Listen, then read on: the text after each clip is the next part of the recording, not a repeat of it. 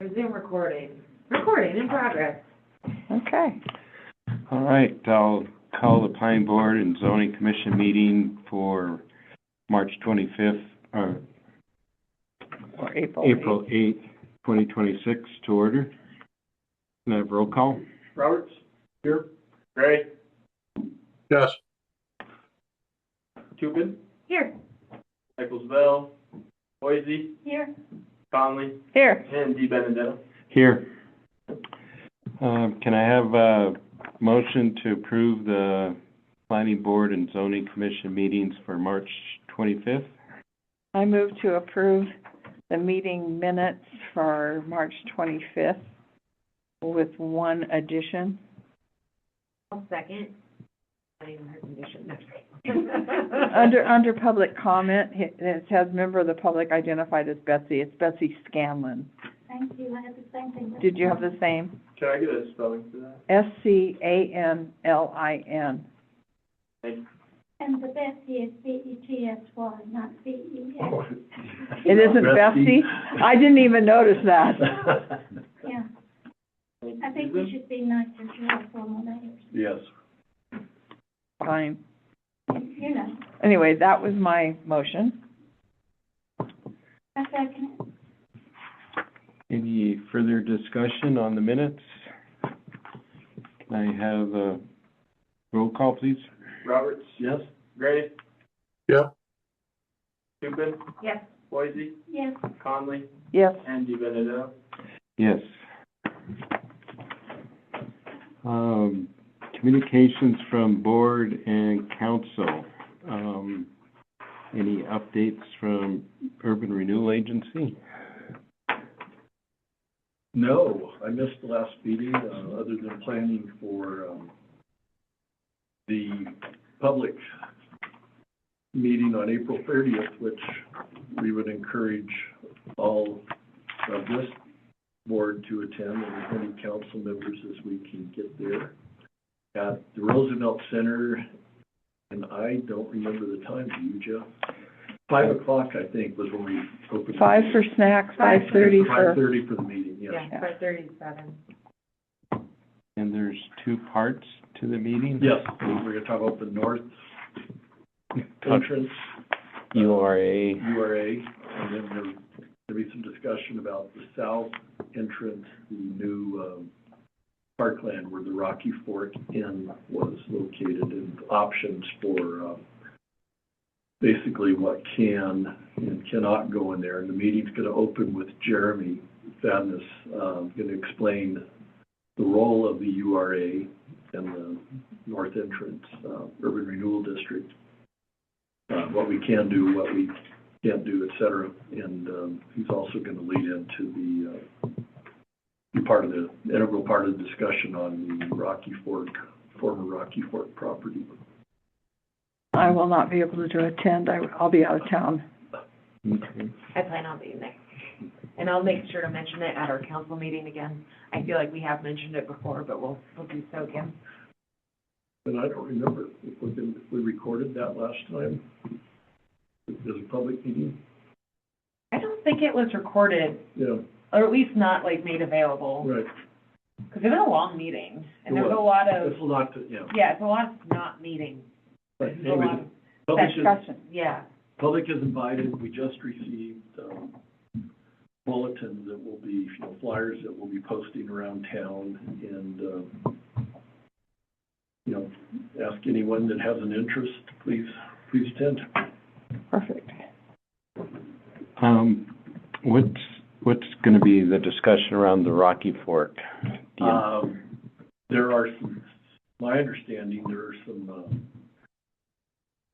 limitations to what can and cannot, well, limitations of what can be there, and it's kind of a small list of what actually can be there. It's because it's below the, That's due to the floodplain. floodplain, right? And same with the Bastion property. Any, Yeah. either one of those.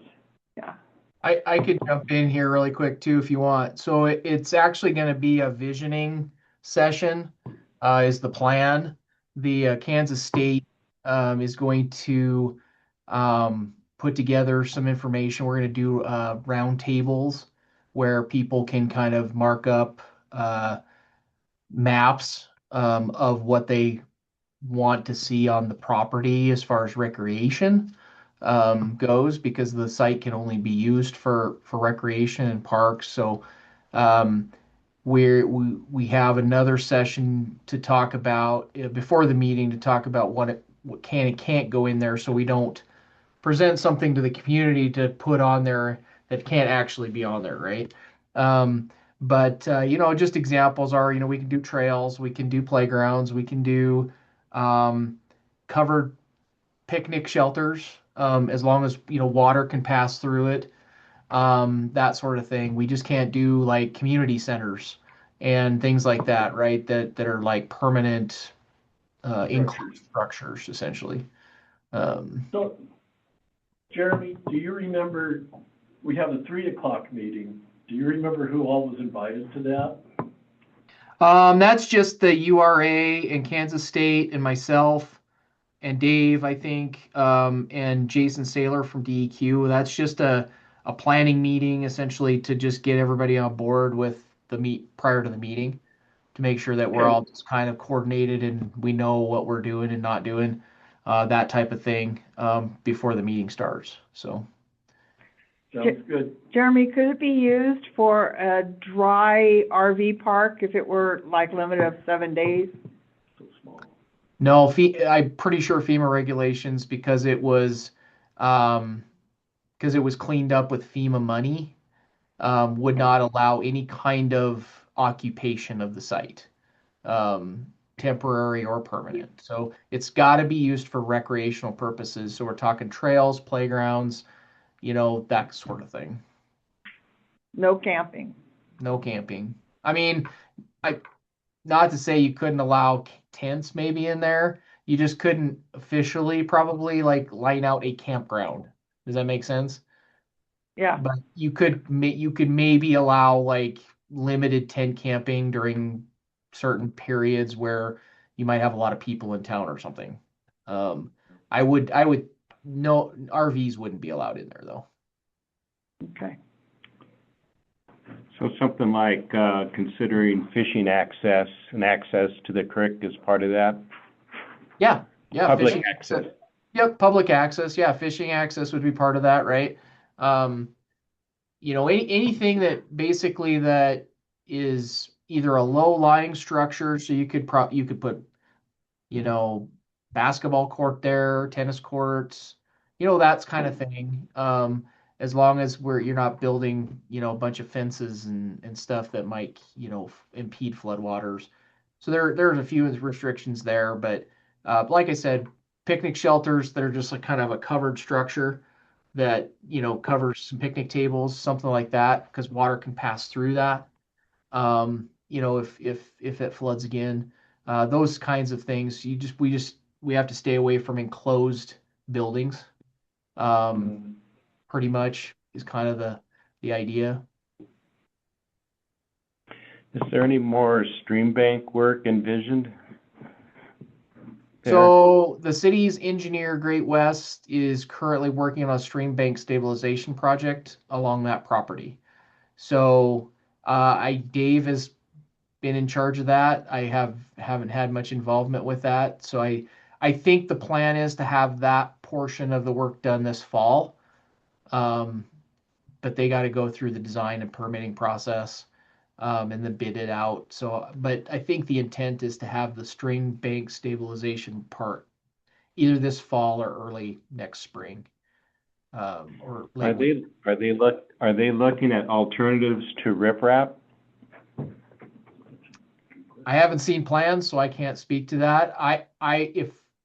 If we were doing that work, we would be putting in willow plantings and some other things in there. And that's kind of what the permitting process is for, right? They'll have to coordinate with Fish, Wildlife, and Parks and DEQ and DNRC. And Fish, Wildlife, and Parks is usually the one that DEQ somewhat too. They'll get involved with that, restoration of some riparian type vegetation and stuff. So I suspect it's probably not going to look like a riprap wall there.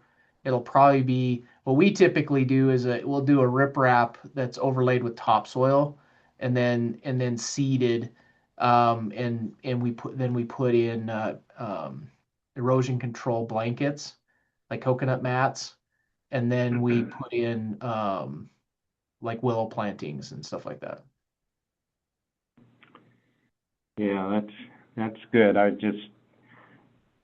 The last project I saw Great West do, they were pretty heavy on the riprap and not so heavy on vegetation or even providing access to the creek itself through the riprap, so.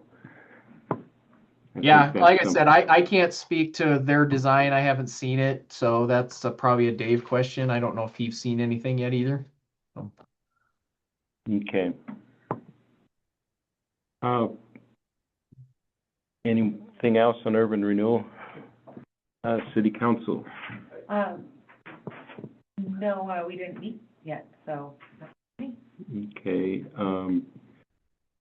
county representative, Marty isn't here, so, and the mayor's not here, so the next part of the meeting, we'll open it up to, public comment and on anything on the agenda or anything that, that's not on the agenda. I'm Don McKinney. I'm here to hear anything about the urban renewal update. I'm working with the Lodge Community Foundation on workforce housing. And one of the major issues, or one of the major things in the urban renewal plan is housing. And in fact, I think they actually say workforce housing. Is there anything updated on that? Anything at all? No. I think, well, where we're at with that is we had Kansas City, State University as part of their site evaluation plan developed 4 scenarios of different types of multifamily housing options, everything from sort of more townhouse type housing with to second story housing with first floor commercial to high density. So there's not been anything new, I mean. What's that? All that stuff has been around, but there's nothing else. I came specifically to see if there was anything new. Yeah, nothing Well, new. Yeah, I don't think the part of the concept drawings and locations of multifamily housing hasn't been publicly discussed or displayed. And now that's what they'll be showing on April 30th. They'll be showing some concepts and priorities where we're looking at for development. April 30th is going to be what meeting? It's going to be at the Roosevelt Center, and Kansas State University will be here presenting what they presented to the Urban Renewal District Board in the way of housing concepts for multifamily. That was one of the things, our primary taskings to them was to come up with some concept ideas of what that could look like. So they actually have some 2D, some 2D drawings of buildings, and there's 3 different options, I think, for housing types. So yeah, it'll be worthwhile to attempt. So I think, yeah. Is there anyone from that organization, Kansas City, in town, or that I can talk with, that knows that? they'll be there on April 30th, but not until Not now. Right. My point is between now and April 30th. Yeah, there is actually another urban renewal area meeting. Is it next?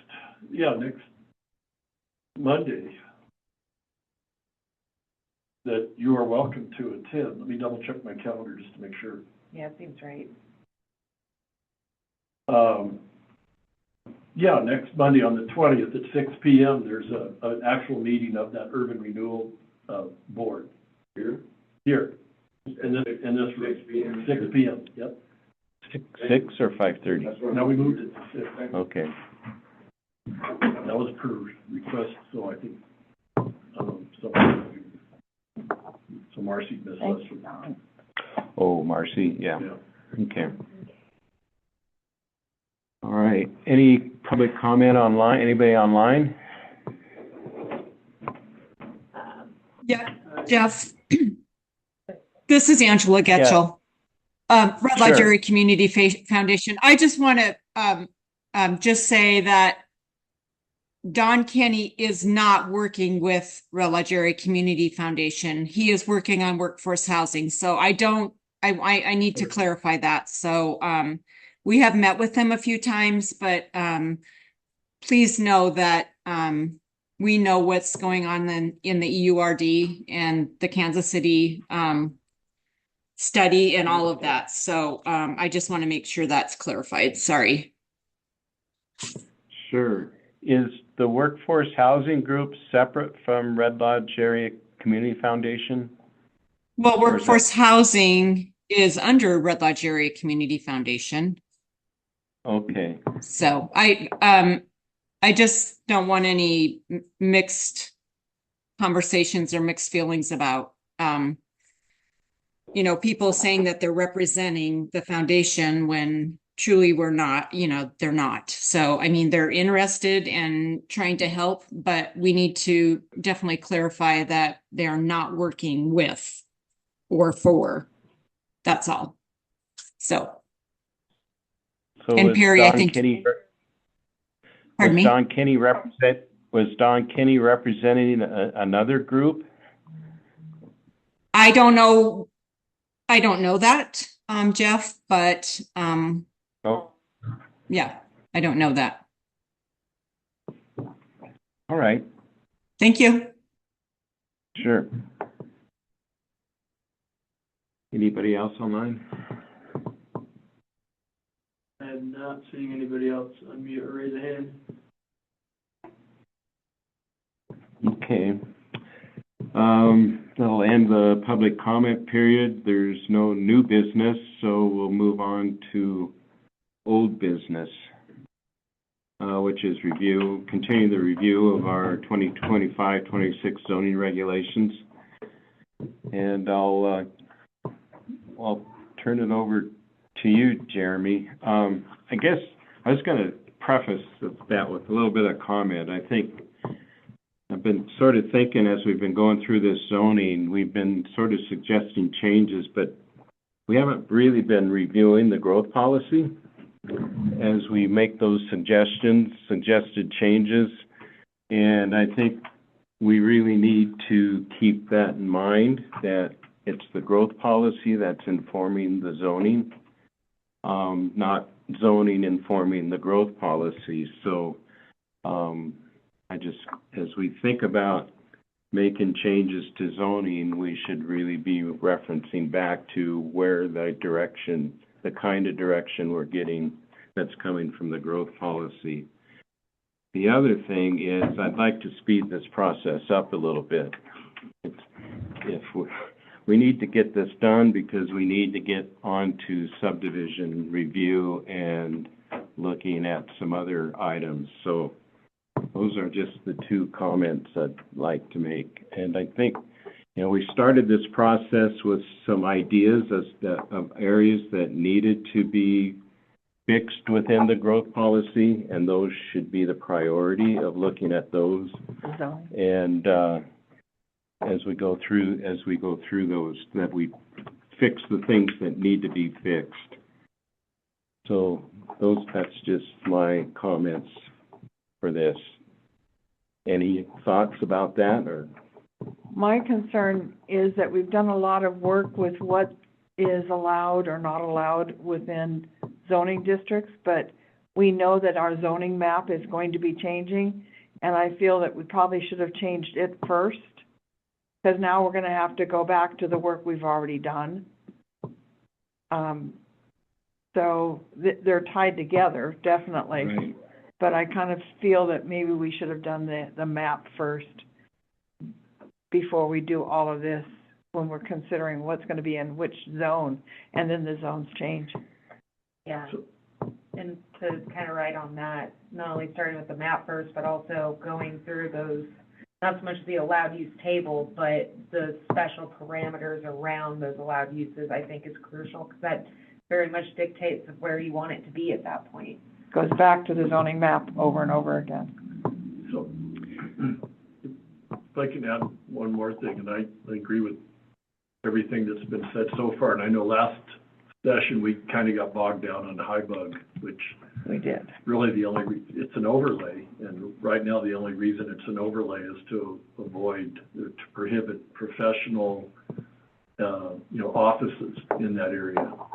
And going back to what you said, Jeff, I mean, the number one goal in the growth plan was to maintain the historic character of the city. And I'm just wondering, and Jeremy can best address this, is there a way, I mean, variances are not a very good option. You have to be able to prove hardship. But is there a way in areas like the high bug that we could have a requirement, a conditional requirement for all new construction, that it actually be reviewed by more than just? Because, I mean, my concern, and we talked about it at the last meeting, is that we're going to see structures built in historic neighborhoods that are not of historic character. And then that kind of goes against our first objective in our growth policy, is to maintain the historic character of our city. Well, Jeremy was gonna look into some examples and I'll kind of, maybe we can carry that, For that, yeah. that discussion on. That was just my point, is that we're gonna be here next fall if we don't get moving, so. Well, we're up to the overlays, which is far from where we were. Well, we've also made a lot of changes to the use tables, and with the idea that we could incorporate wording in the standards and guidelines section, and so when we get there, my point is, let's not forget we've got a growth policy, Yes. and that limits what we should be really considering. So, any thoughts, Jeremy? I guess I don't have anything to add to what you were saying. I mean, it's a balancing act, right? We want to, I mean, since we're doing a comprehensive review of the regulations, your regulations are complicated, and it's important to go through them thoroughly. So it's a balancing act between how thoroughly do we go through them, how quickly do we go through them, versus how do you make sure that we're addressing everything we need to address. A little bit different than if you have a very specific thing you want to change, and that goes pretty quickly, right? So, I mean, I feel like once we get through the zoning district stuff, I think that when we get into the specific use standard section and the standards of general applicability, I think those sections will go relatively quickly.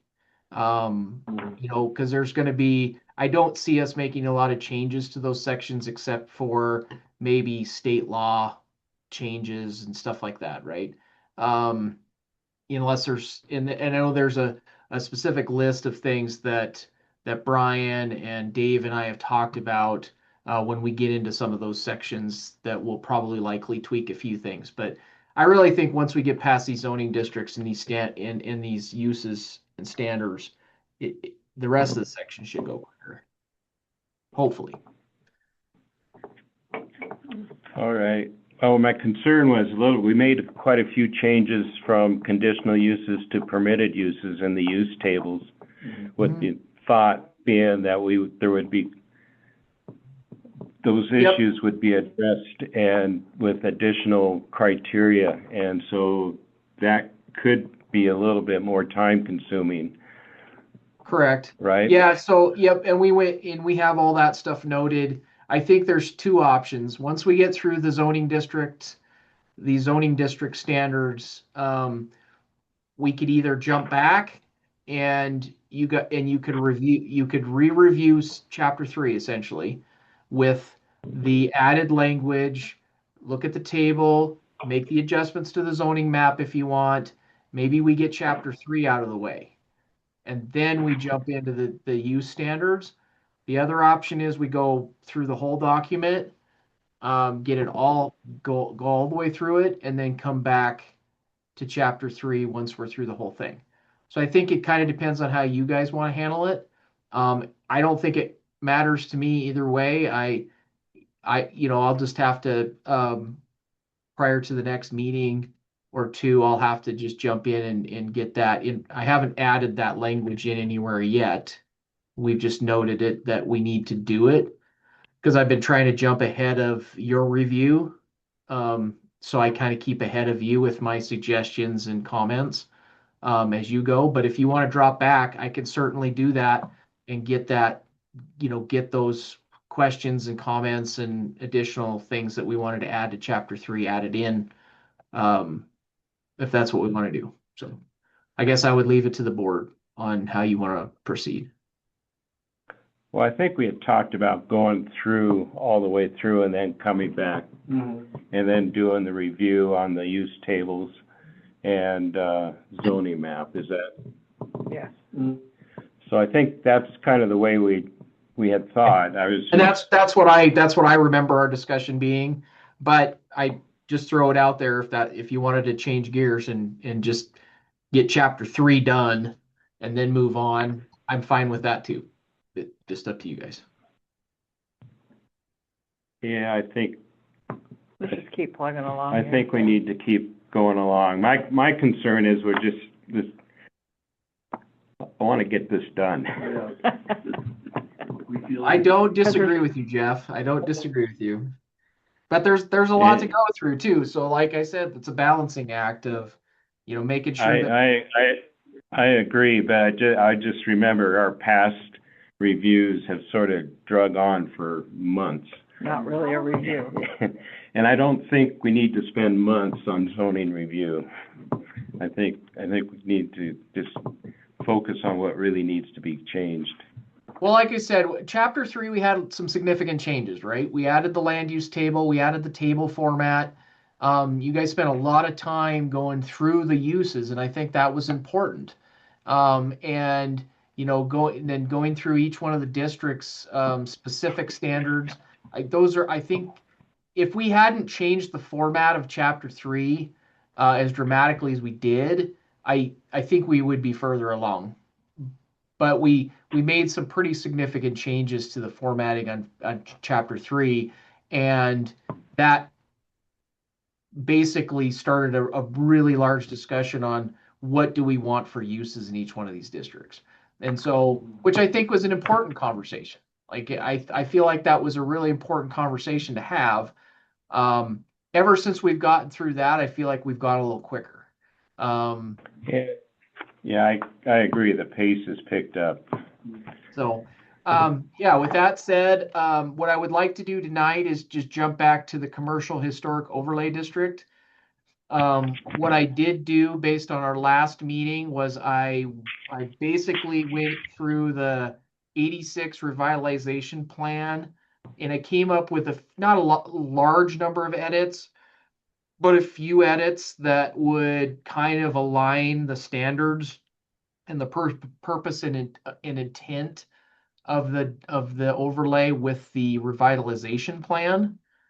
And so you can see on the screen, the first thing is I had just some additional points to add to the purpose of intent to just kind of strengthen the overlay. So the first one would be preserve and reinforce the historic urban form, architectural character, and cultural heritage of downtown Red Lodge.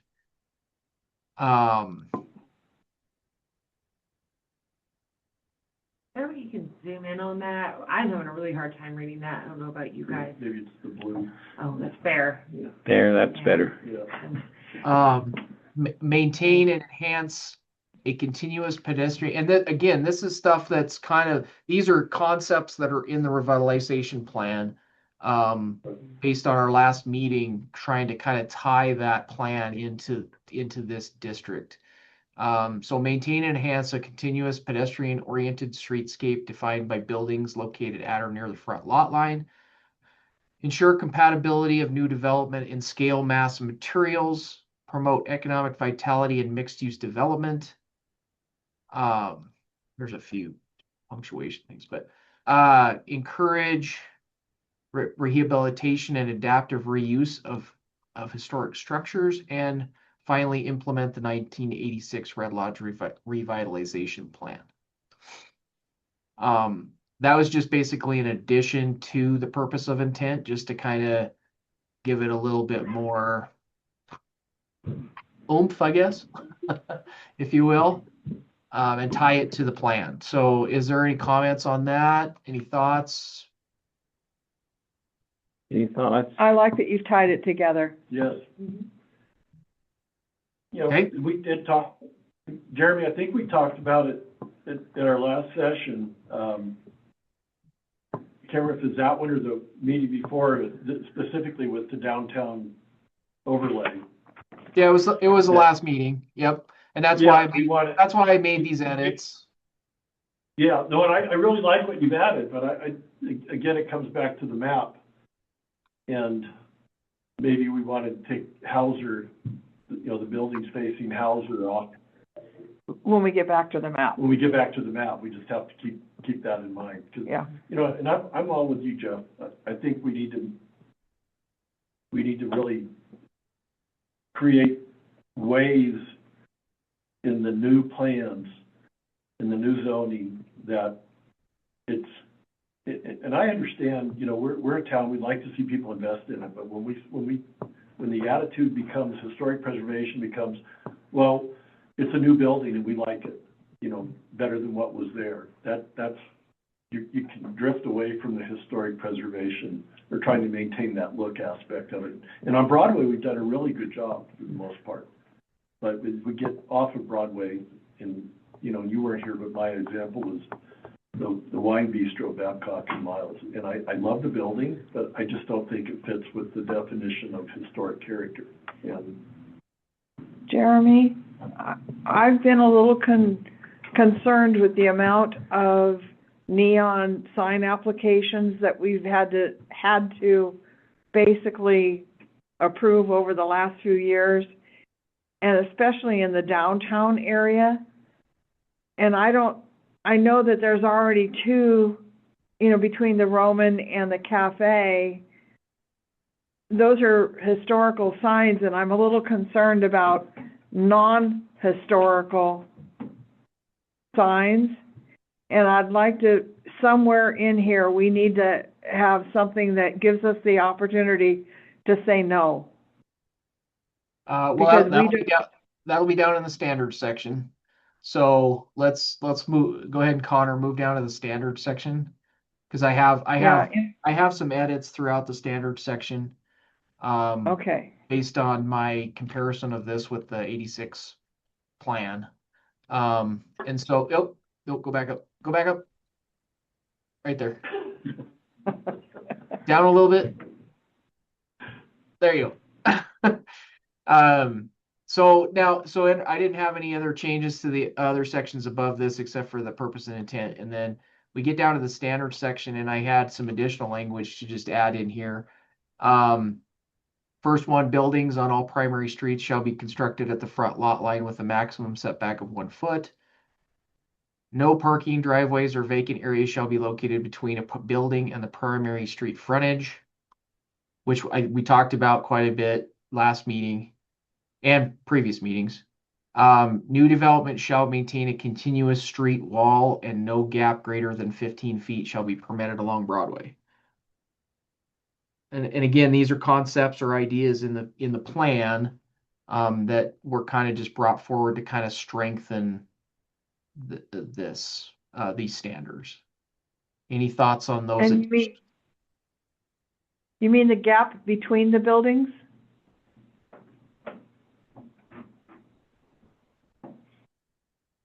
I think between the buildings or even in front of your own building. Yeah, Well, I think that could be. I think that could be either. It could be with the adjacent building, or I can't imagine it would be on your own. I guess if you had a big enough lot, maybe you could do two separate buildings. But yeah, Well, the idea I was would just try to have a continuous. thinking of the outdoor dining at Carbon County Steakhouse. Yeah, You know, this would basically say no. yeah, and I think that's a wonderful feature that people really enjoy. Yeah, they, And again, even Black Canyon Bistro, right across the street, their little patio technically wouldn't qualify under this either. yeah, Yeah, would you rather have setbacks, or would you rather have encroachment onto the, you know, the only Sidewalk. other choice for outdoors is like Pecola Cucina and have tables out on the sidewalk. Yeah. You know? We see where we're going? Yeah, I mean, like I said, these are ideas brought over from the plan, so that are trying to, I'm just trying to strengthen these standards, so they're just a little, you know, like we talked about at the last meeting, so, I mean, if you want to take that out, I'm fine with it, or we could reword it to say, if, you know, if the gap is larger than 15 feet, you have to have a wall set back or something to allow, I don't know. Condition. Yeah. Can you, I guess I don't understand what C is. You said new development shall maintain a continuous street wall. I understand that Street part. frontage. And no gap, it's the no gap greater than 15 feet shall be permitted along Broadway. So what, I mean, basically what that means is we don't want a gap larger than 15 feet between buildings. We So- want them, because we want to maintain that look of that continuous frontage, right? Right. So when you say 15 feet, is that like 15 feet setback from Broadway or 15 feet between two buildings? That's 15 feet between two buildings. Okay. So the two blocks between 11th and 13th are probably the only part of downtown where you have varied frontage to your buildings. You know, like over by Black Canyon Bistro next door where the casino is, that setback. And I think the building next to that has a different frontage, but it's still not all the way forward, so. Yeah. And then across the street where the newer development was in there, that's actually set back from the street. And so the way I interpret that is that's what we're trying to not have is that, but I mean, that's a good point that Chelsea made as far as, you know, next door to Natali's and Carbon County Steakhouse where there is a patio there, and there actually was a building there, it wasn't? Yeah. yes, there was. There's a bakery. Yeah. And I expect that, Scoops will probably be coming down. That building is not in good shape. They're renovating it, Are they? yeah. We'll see. It's really not in good shape. And then you have the old Paisanos, that corner there. And so we need to be cautious about what we put in, what we say, and what we want. I mean, we want it to be walkable. And that's why I think that the outdoor dining is really nice Yeah. for walkable. Where Paisanos, which was the old McCampbell's, filling station, We won't talk about that, Dixie. Well, so But I will throw out there that this is a development standard, and so a variance could be requested and potentially granted. So if somebody wanted to do something very specific, like outdoor dining or something like that, and they were proposing a larger gap between buildings than 15 feet, they could request a variance. I would avoid the variance. So my recommendation for this is in C, just put 15 feet between buildings, just clarify that out the gate.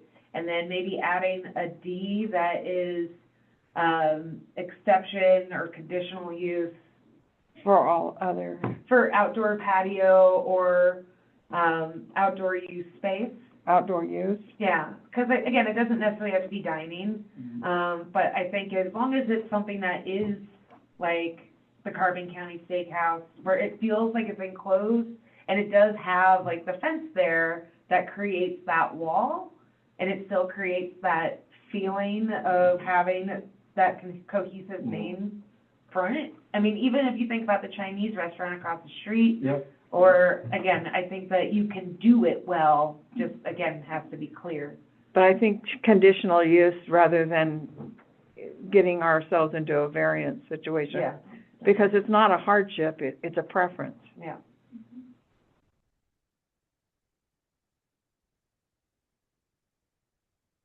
Well, so I guess there's two things you said there. One was an exception to the rule. The other one was a condition of or a conditional use permit for that type of use. So which do you want? Do you want to make outdoor spaces an exception to the 15-foot? Or do you want to make it a conditional use permit granted by the planning board? I think instead of making an exception to the 15-foot rule, it would be an exception to A of the minimum setback of 1 foot.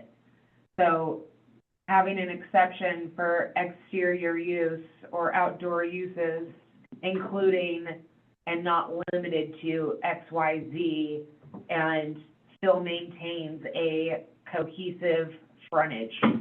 So whether that's a fence, whether that's a half wall, whether that's trees, again, just something along those lines that creates a very clear property boundary, if that makes sense. Perimeter.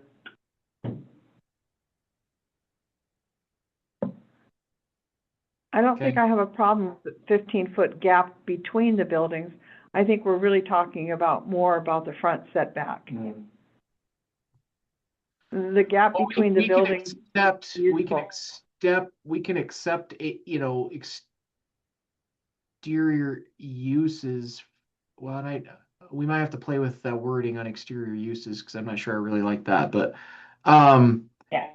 But it's a thought. But it's fine, Connor. You can leave it that way for now, and we can mess with the language a little later. But exterior uses for buildings within this district are accepted from A and C. And I think it's just A. Like C, you want to keep that 15 foot. It's more the setback from the front. Well, I guess it depends. I think there's two different things though, because somebody could build an outdoor patio area and have their building go around that, but then somebody else could also just build a building and not have a building on that part of the lot, and they would exceed the 15-foot gap. So I think there potentially is an exception there, or they would have to get a variance. Unless your intent is that you want them to build around that exterior use area. Kind of, yeah. Like I think that having it enclosed in this way, but I am real. No, I just want to understand your intent so I can word this correctly. So just for right now, just put exterior uses for buildings in this district are accepted from A of this section, and just leave it at that for now. And I can play with the language a little bit more.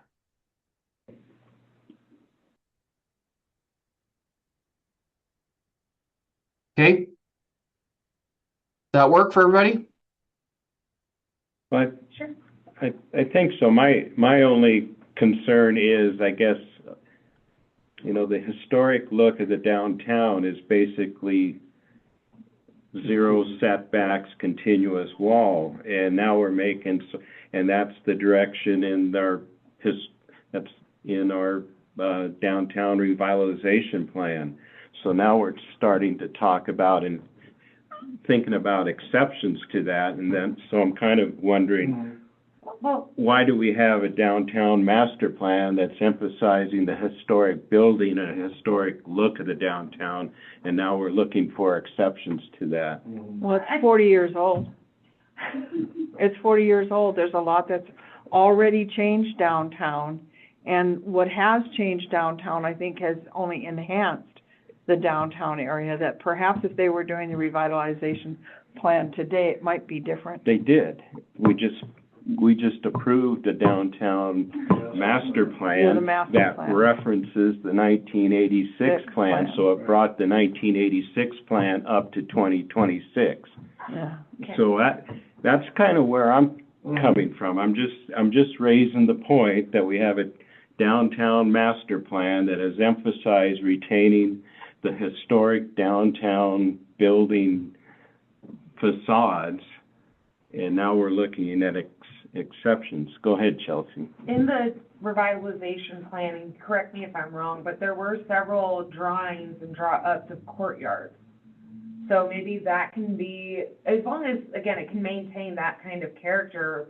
It's not necessarily saying like, oh, because you're doing a patio, you don't have to follow this rule. It's more so, if you don't want to follow this rule, it's got to be reflective of that revitalization plan. Because again, those courtyards can be very historic in nature and to Red Lodge specific.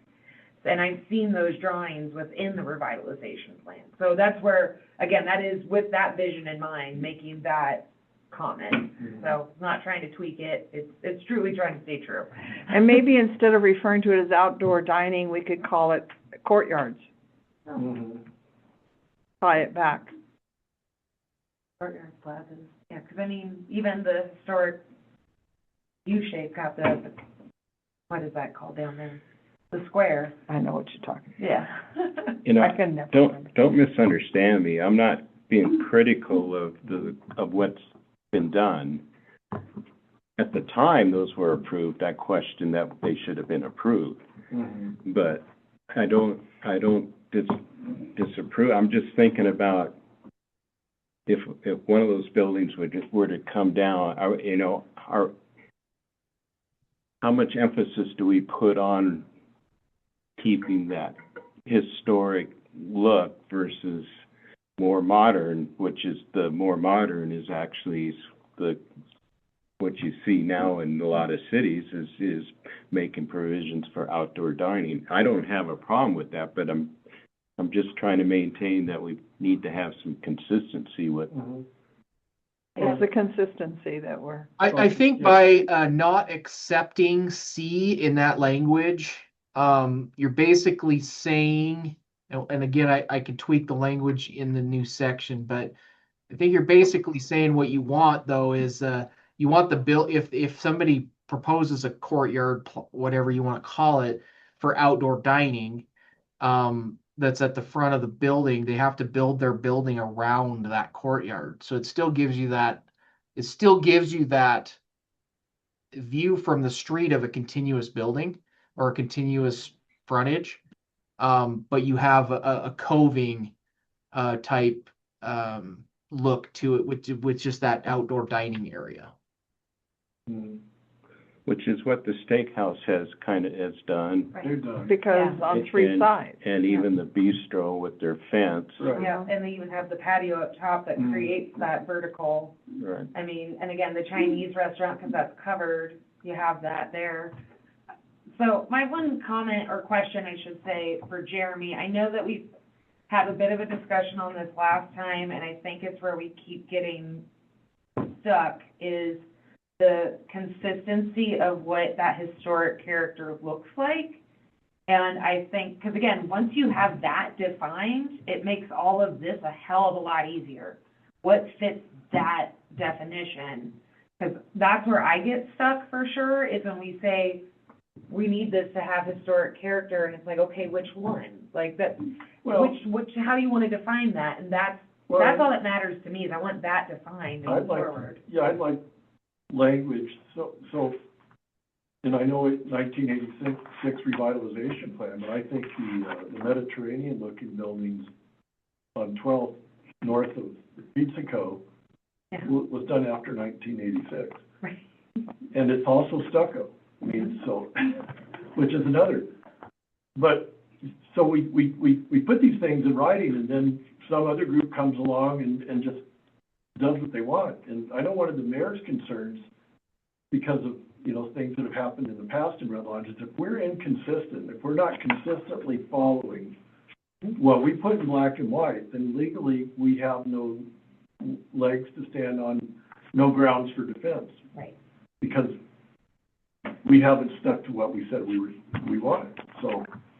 And, yeah, I just think it'd be, having that historic standard, I think would be beneficial for making Well, I these think, kinds of I things. think that's what I'm trying to do with these proposed updates to the standard section of this district.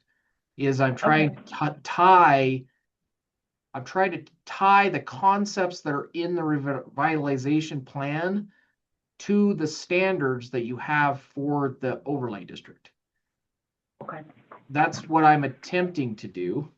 Okay. And I'll be patient. we have also, in the purpose of intent, we have specifically cited the 86 Red Lodge revitalization plan so that it ties that plan and the concepts from that plan into this district. So I think with those, I mean, we've kind of then defined what we want for this district, right? So, and like I said, as we go through these standards, I think I didn't make a huge amount of changes. I just made a few tweaks in a couple of these sections to just tie it better, the standards better to the plan. Because the plan is just a plan. That's all it is. There's no regulation in the plan. So you can have just like the growth policy or just like the downtown master plan. Those are not regulations. So when we get a zoning application in, we can't, or a building permit or something like that, we can't pull out the revitalization plan and say, oh, you have to do everything in this plan. It's not a regulation. So we can't use it as a regulation, if that makes sense.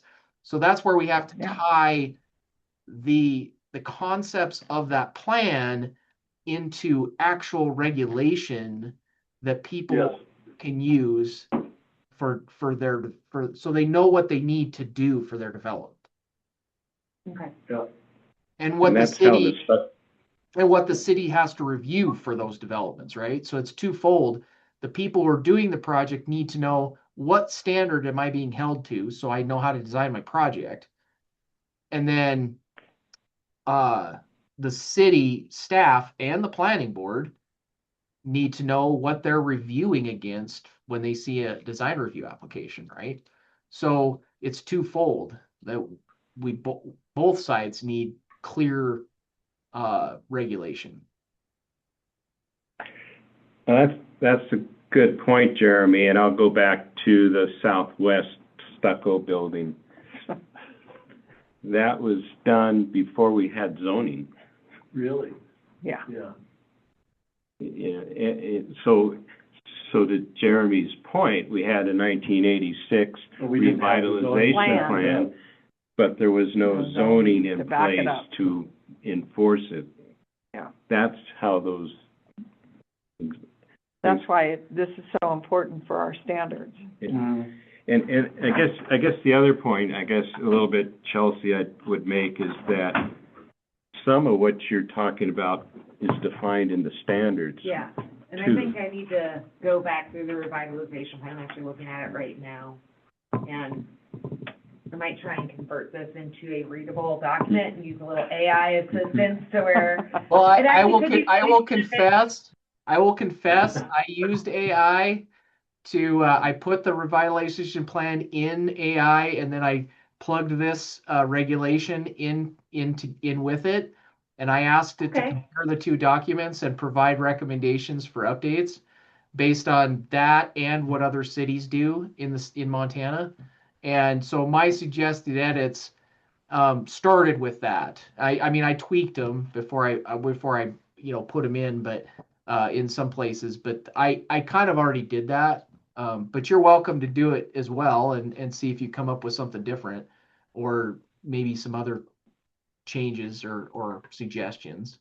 But I'll confess that I did do that because it was hard for me. I tried to read through the plan and compare it to this, and I was having a hard time trying to pull concepts out of the plan that could be used in the standards. And so I thought, well, maybe AI could help me with that. So Well, I'll be patient and wait to see what we have, but we can probably move forward. I apologize for opening the can of worms. no, all good questions. So, all right, if we go down to exterior materials. So I just added, again, these are concepts from the plan. So I just added a couple sections, synthetic materials, and I think we talked a little bit about this at the last meeting, but synthetic materials including EIFS, vinyl siding, metal panel systems, or similar materials are prohibited on primary street facing facades. And then unpainted masonry shall remain unpainted. So basically, on materials, nobody would be able to use, what am I looking for? Our pink building again? So it says, Stucco. I've wiped it from my memory. So they wouldn't be able to use stucco based on what we've got written there? I think we put that elsewhere too. I mean, we could definitely add, just if we want to be very specific, we could just add stucco to the list. I just didn't know if it was included basically in those materials somewhere. I don't think so. We'll just add it, and then it's clear. Okay. Do you want stucco? No, I don't. And that was materials. This is what we're allowing. No, I No, don't. this is- That's prohibited. This is what we're not, Oh. this is what we're prohibiting. Oh, okay. Sorry. No, I don't want stucco. Also, you know, the Snow Creek is all metal. So EIFS is synthetic wall clottings, often called synthetic stucco. So Right. that does kind of, I guess, relate to that, but I don't think it hurts to leave stucco in there just to be on the safe side. It's a common term. I would leave it in. Well, I mean, that's, especially with an older brick building with mortar that's in bad shape, a lot of people, instead of repointing it, will go over it with Dryvit or stucco. Yeah. Well, and I will, point out this is prohibited on the primary street facing facades. So this is just the face of the building that's facing Broadway, essentially, right? You can't have these Right. materials. Maybe other sides they could do that, but the intent was you want those front facing facades to match the historic Which is character. Yeah. a lot narrower, a lot smaller, so. Yeah, I'm content with that. Make the front of it lovely, Mm. back end can be ugly. Okay, so we can, Yeah. are we good with those? We can go down to the ground floor windows. Yep. Okay. Definitely. So on this one, I just added a few sections. Ground floor facades shall maintain a minimum of 60% transparency. And again, this is stuff from the plan. So between 2 feet and 10 feet above grade, primary entrances shall be recessed a minimum of 2 feet from the facade plane. And then blank walls exceeding 10 linear feet are prohibited. Just meaning you can't have anything over 10 feet. You have to have a window or something in it.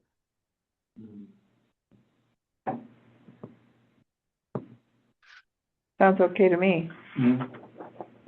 Okay.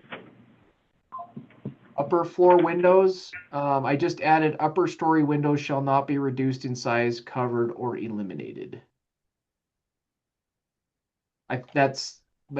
Maybe we should caveat that with existing buildings. On existing buildings, upper story windows shall not be reduced in size, covered, or eliminated. Yeah, Okay. that makes sense. What about new? Well, Not good. new, they're gonna They have would to comply. Yeah, new, they're just gonna, they'll have to Windows, comply. yeah. What we currently had. Yeah. Yep. Oh, he's back to the frozen for a second. Parapet. I didn't have anything in parapets or cornices. Under paint colors, I just added some language here just to kind of clean up. That language is a little bit confusing, so I just simplified it a little bit. Basically just said paint colors shall be historically appropriate and may include the Benjamin Moore Historical Color Collection or comparable palettes approved by the zoning administrator. And may or will? It said may include Benjamin Moore Historic Collection or a comparable palette approved by the zoning administrator. So it's got to be either Benjamin Moore or another palette that's approved by the zoning administrator. Okay. And then, Can I butt in? Wouldn't that be shall? If you require. Yeah, we could change, that's fine. Yeah, shall be fine. I agree. Just change that may to shall. does the last sentence take away from what we, it's just redundant? Well, it takes away, because now we're saying it could be painted gray.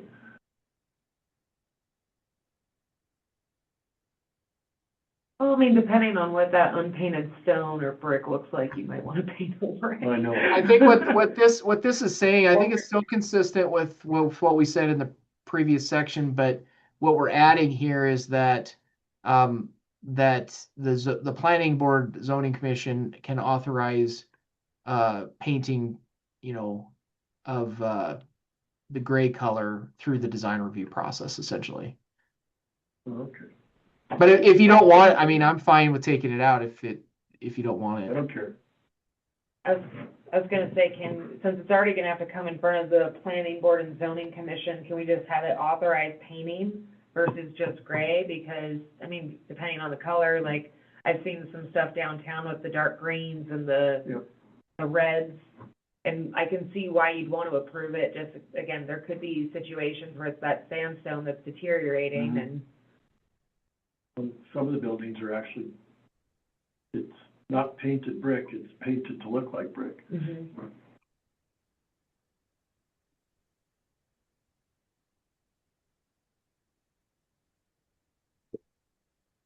So if you read this whole section, so it's split between the next page. What the full section says is the planning board zoning commission may authorize painting of pre-colored gray, smooth, or split-faced block. So what it's saying is that if in new buildings, if you get, say, cinder blocks, like somebody's doing a block, Right. split-face block, and it's gray in color, that you can come to the planning board with a proposal to paint that through the design review process. Sure. Yeah. But that's good. all it's authorized. It's just saying if the original block is pre-colored gray, then the planning board can authorize painting that block. So if it's brick, that's not pre-colored gray. So you're not going that doesn't fall under this section. You can't paint it. That make sense? Yep. Yeah. so, question on that, like, isn't Picola painted all white? The brick is.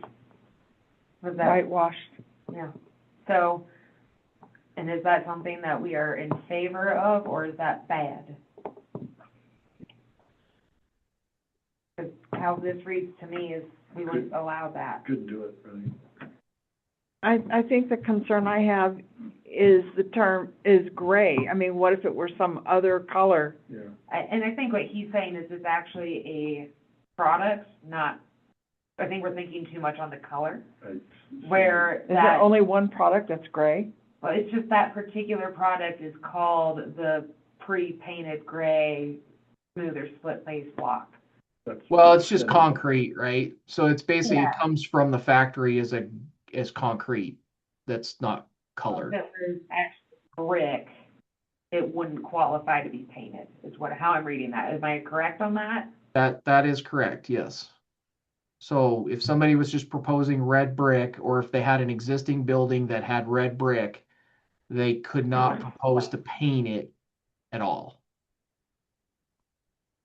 So, just to really muddy the water, we just approved the building, which was formerly the Glass Rabbit, and then the bakery, to become a casino, and now that is a black front.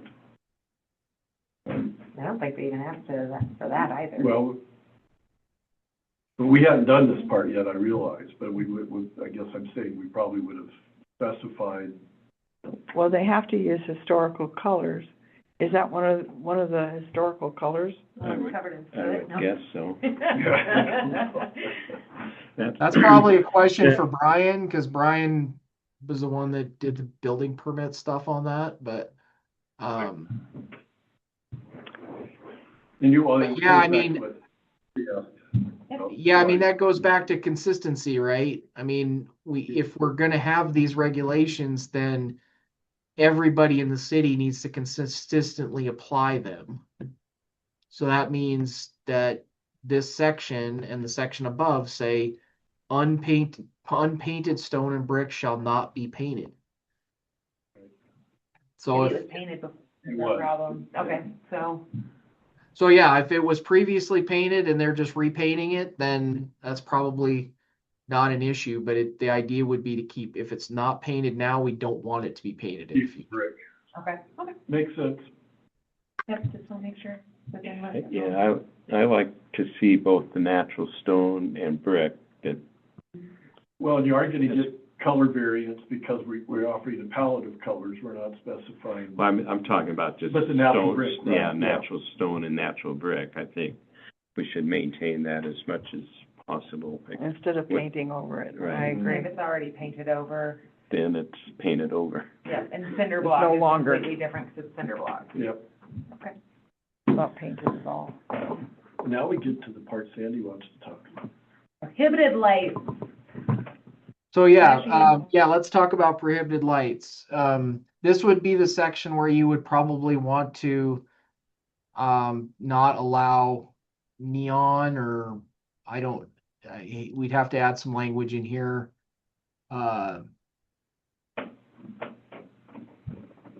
I'm not really sure how, let's see, because Well, Jeremy, do we actually have a sign portion anywhere which? Oh, yeah. oh, Okay. yeah.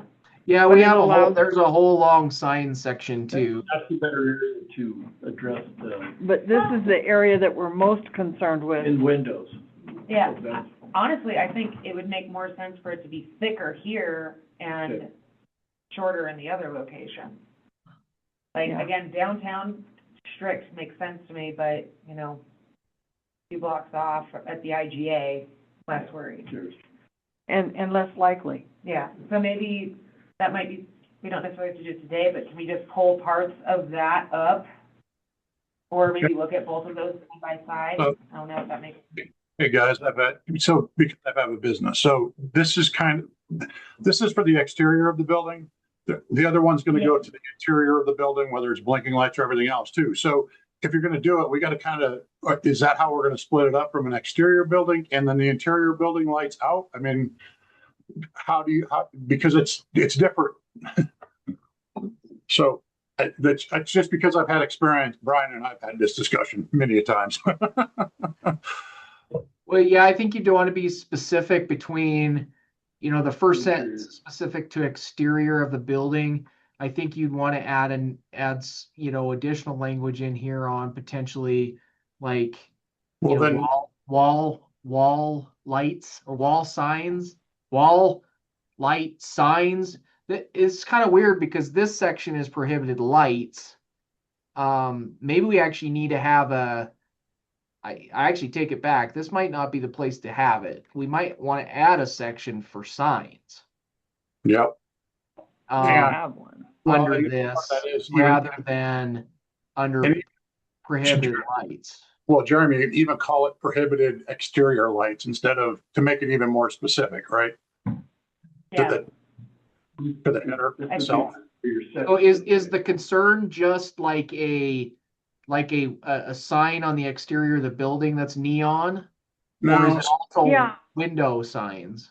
well, so the Well- way it's read, so like if we have an exterior sign, right, it's gotta have approval. If you've got an interior sign that's facing outwards, it cannot blink, right? So there's certain things that if a sign that's in the building facing outwards can't do. Like an open sign can't flash. Right. So that's why I say if we break it up to exterior to then interior, it might But be.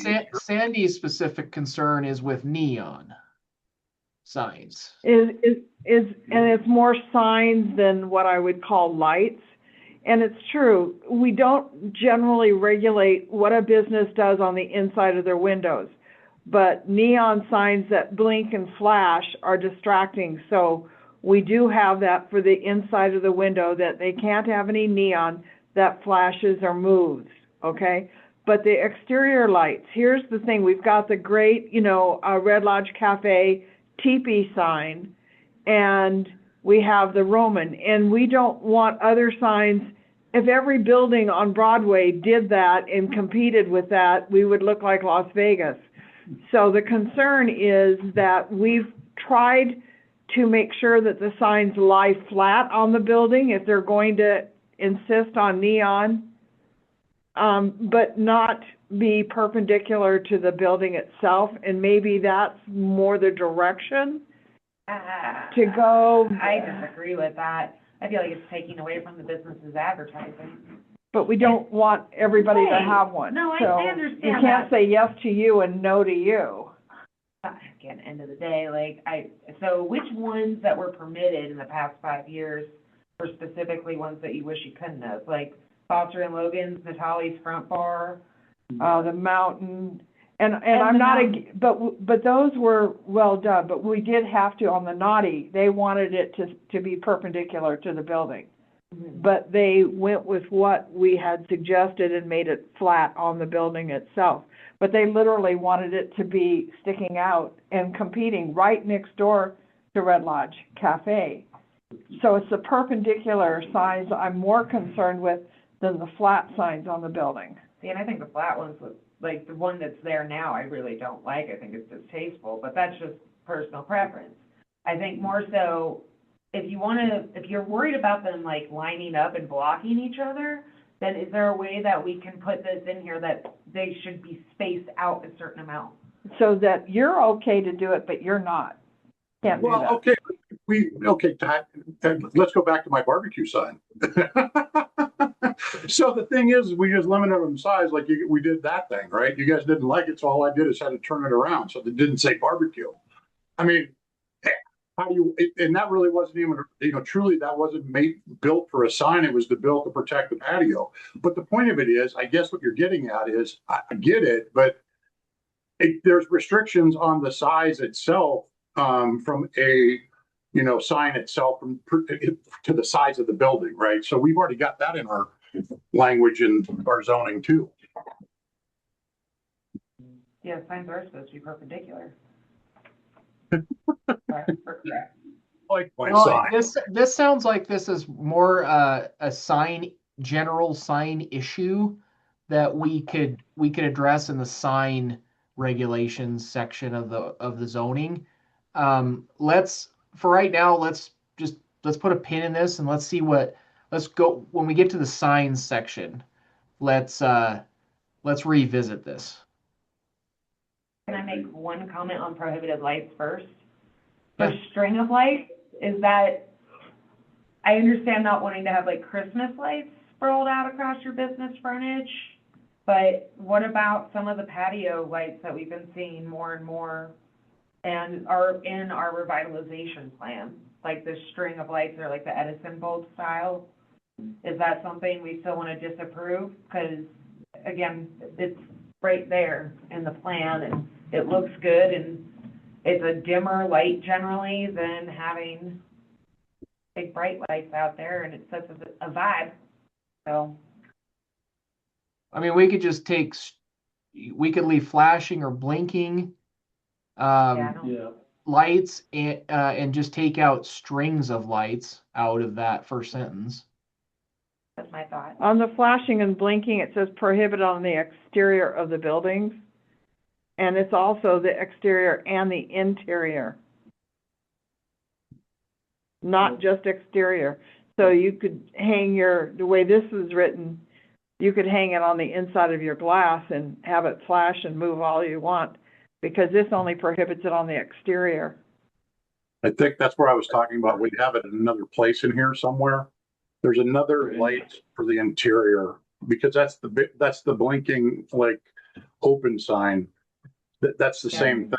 So that's why I was saying there's there's another competing line item somewhere in our planning, whether it's in the signage or whether with blinking lights from the interior out. That's why I was saying that you separate it out. Yeah. Or I just- mean, yeah, that other section might address that issue, Sandy, but for now, we could always add in there. We could say or interior visible from the primary street or something. Exterior facing or something. Can we just delete this section from here and address it within the lights and signage? And then when we feel that there's something that's just specific to this area, move it up? At a later date, once Yeah. we, So that Review instead of the having signs. just prohibited lights, it could be standards of lighting and Lighting, exterior yeah. signs? Yeah, I think we also need to include LCD Yeah. in the signs now that are like a video as Right. opposed to, which is kind of. Yeah, the Lost Village sign that you can see from 30 Oh. miles away. Right, Billings. Yeah. and Billings, you know, that's a. When they first put that in and driving at night scared the hell out of me. Yeah. But we need to make, when we get to the signage portion, we need to. So kind of what I'm hearing you say, Chelsea, is maybe taking this prohibited lights section out. Yep, just strike it and. And then address it. when we get to the lighting section, Address it. have a section for historic Yeah. downtown. Yeah. And then Be address it. specific. Yeah. My guess is that this is probably readdressed already in the lighting standards, because your lighting standards are several pages long, and I would be surprised if this isn't already addressed in the lighting Yeah. standards as well as here. So it's probably in Yeah, I both think- places would be my guess. But I like that idea of taking it out of here, and that way the lighting is in the lighting section, the signs are in the sign section. Perfect. Cool. Yeah, I think lighting is 17 pages. But Yeah, that's a lot of it's a pictures. lengthy lighting standard, that's for sure. Well, we also have the dark skies, we don't wanna, we also have dark skies, we don't wanna compete with that either, so. So Connor, you can just delete that section out of there. We just made it shorter. Good work, guys. we just can't Okay, do that. so under 10, historic building removal, I added a little bit more to this. I basically, in the planning board and zoning commission's review, I wanted to add a little bit more to this and basically say agreement to remove or partially remove may be based on the following criteria. The structure is structurally unsound and cannot be reasonably rehabilitated, or denial would result in demonstrable economic hardship. Approved demolitions shall require a placement structure consistent with this section. So I wanted to add a little bit more teeth to this section. Like, Yeah. Yeah, I like it. Are we good with that? Yeah, Yeah. I think so. Okay, so I added 11, 12, 13, 14, and 15 into here. First one, number 11, facade composition and rhythm. Building facades shall reflect historic lot widths and rhythms. Buildings wider than 25 feet shall be divided into vertical modules. No uninterrupted facade segment shall exceed 30 feet. Now, I will admit I'm not an architect, so some of these terms I'm not really familiar with. But again, this is language right out of the revitalization plan. So I just wanted to put it in here and get your thoughts on that.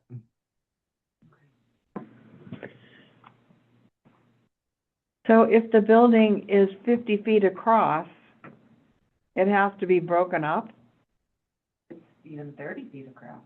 Yeah, it's more. because the lots are kind of 50 by 125, so somebody, Buildings I wider think than it's just, 50 this is just for the front facade. So essentially what this is saying is that buildings wider than 25 feet shall be divided into, so you basically have to make the front look like two 25-foot buildings, wide buildings. Basically what this is saying. That's what I get. That's really confusing for our business. That makes no sense. And again, I'm not advocating for this one way or the other. This was just language in the plan. I'm fine if you want to take it out or modify it. We could change it to 50 feet instead of 25 feet. If that matches your, current lot widths in downtown better than 25 feet. We could So, change this to 50 The only- feet. The only building that downtown that actually has, one of the longest width is the Pollard. And I guess you kind of have to visualize what that would look like broken up into segments as a, yeah. So, It doesn't make sense.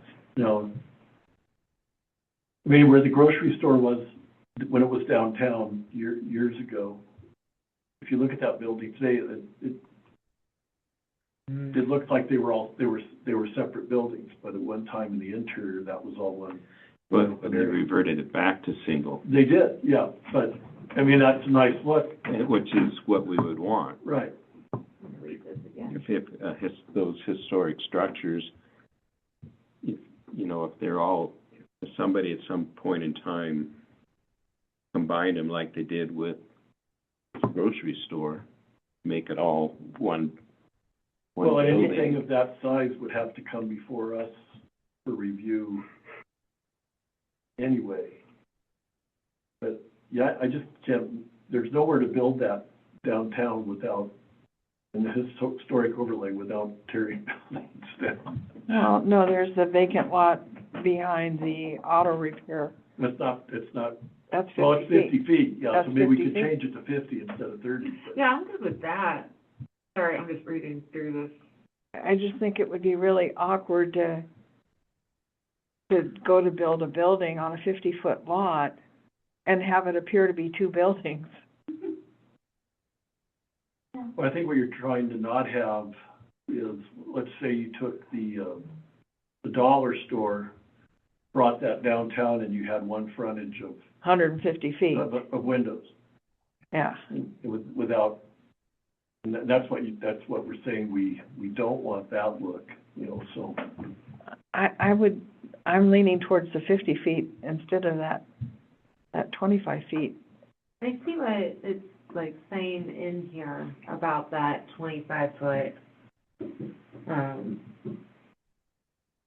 and basically having that breakup, or that it goes into Roman architectural modules, which, but,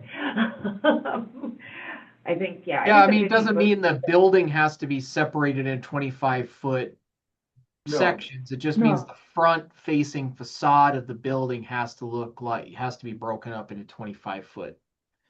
It You have a has to column appear, It has it has to appear to be two Yeah, it has separate. to Right, appear. column between rows, Yeah, I think if we sections just of leave it windows. to 50, that should cover the bases, right? 50? I agree with 50. How big is the No, mechanical? change the 25 feet to 50 feet. There you go. it's probably 50. It's probably 50. I think that's even And about right. 555. Yeah, that might be a little bigger, but not by much. I think you could probably take that last sentence out. I don't know that adds anything to the section. Whispering Pines. Yeah, that's already broken up to kind of look like two, though, just two log homes. Okay, are we good with that? 50 feet? Yeah. Okay. Yep. Section 12, storefront design, all ground floor street facing facade shall include a base, bulkhead, metal display window, and top transom or lintel, transparent display windows, recessed entryways, and transom windows above the storefront openings. I like that, actually. The transom doesn't have to be open, but Yeah. No, it just says it has to have the window. It doesn't mean it has to be an opening window. It just has to have the window there. yeah, Well, entryways have to be recessed because building code requires doors open outward as opposed to inward, so. Plus it helps break up the front, It and does. it also creates a nice little snow cap. people to dodge when it rains or snows. Yeah. I think we've got consensus on that, Jeremy. Okay. 13, additions to existing buildings. Additions shall be located to the rear where feasible. Additions shall not obscure primary historic facades. Vertical additions shall be set back a minimum of 10 feet from the front facade. That was one we struggled with. We struggled with that concept of why does the Right. second story have to be set back 10 feet? Well, where does it do it? If you look at. I'm just thinking about the long-term. revitalization plan, Yeah, it doesn't. Long-term, why does it need to be set back? I don't think it needs to be. I think that's actually more Mhm. wrong, Historical, yeah, less historical, be set back, yeah, to be Yeah. set back. unless you had like We could, instead of saying they're set back, we could say vertical additions, shall match the existing front facade. like that. Thank you, Yep. Yeah, yep. And then, do we need to have additions shall be located to the rear where feasible? Like, I would almost rather Of have an it front. existing building. Right, If it's an existing building, but we. there's nowhere to add on the front. unless it's up. Up, That's what I'm Yeah. saying, is I'd rather have it stacked up higher with more room in the back. It said where feasible, Right, so I'm just saying. sometimes you have I to just go feel like up. it's an unnecessary line, we'll put it that way. I don't think it matters if it's in the front or the back, as long as it looks, like, if you're going back, it's the same height. And if you're going up, it's the same height, Yeah, Well, I I don't think- see that. yeah. I think the language intent is that the addition, it should not be put on the front of the building, which there's not gonna be room for it anyways, in most Right. cases. Unless it's up. Or if it's the steakhouse and they're building up in the front and there's no room in the back, unless you want them to fill in their parking lot, which I think we want to encourage open space behind the buildings for parking. Parking off the alleys and getting trucks off the main street. like the block, from the parking lot for the hotel for the Pollard, all the way down to the bookstore. Everything from the bookstore down is all single story. And would you rather that they're building onto the back of those, which there's room behind all of them, Mm-hmm. or would you rather see two-story frontage? I don't care, Yeah, I just think take out Frankly. that. What's that? I don't really care. No. Whether they go up or whether they No, build it in the back. but prioritizing building back as opposed to, Yeah, it should the just way get this is worded, striking. they're saying building back first, Right. so, yeah. So do you wanna take sentence 1 out, or the first sentence out? Yes. I vote yes. I Okay, vote yes. Jeff, you're really quiet.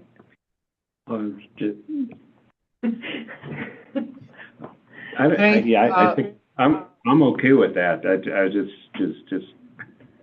to me, it's what's gonna be on the street. It's really Important. What's is important. the important part. If you're, whatever you do in the back of the building that's not seen Who cares? is less of a concern, but It's the mullet concept. Business Okay. in the front, pardon. all right, so the next section, 14, upper story use, upper floors are, and this goes to the mixed use concept in the plan. Upper floors are encouraged for residential office or lodging uses and shall maintain functional window openings. Yes, Yep. yes, good one.